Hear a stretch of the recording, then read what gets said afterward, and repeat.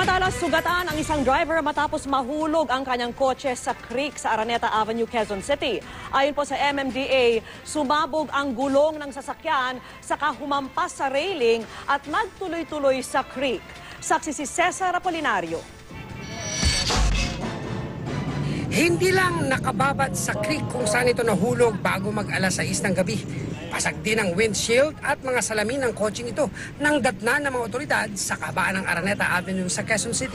Ang galing sa may C3 pa towards ng Quezon Avenue. Kaya yan ang unang kita namin, medyo nakataas. Mas mabuti na lang nakataas ka. Kung nakatao yun, medyo malulunod siya. Lalo ngayon, tumataas na yung tubig. Buti na lang nakuha ng rescuer natin. Ang babaeng driver naman ito, hinang-hina. May galos sa noo at masakit ang likod at isinugod na sa ospital.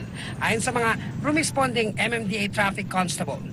Kinilala siyang si Joshua Azarcon, isang college student.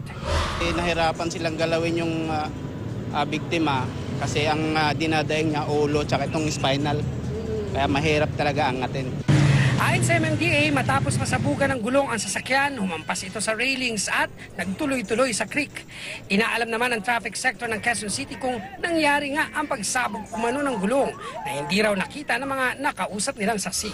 According to sa testigo nga natin, medyo nakita niya kasi yung sasakyan, nag-divert na dire-diretso pakaliwa. Hanggang sa gumater na, hanggang sa nalaglag na siya, dahan-dahan. Possible, maaaring nakatulog siya. Kung alam nilang pagod sila, pwede naman silang maidlip muna kahit pansamantala. Ayon sa mga kaibigang napasugod sa accident site, naihatid pa raw ni Azarcon ng isang kaklase bago ang aksidente. Pasado las 7 na ng gabi nang maiahon ng mga tauhan ng MMDA sa creek ang sasakyan. Cesar Apolinario ang inyong saksi.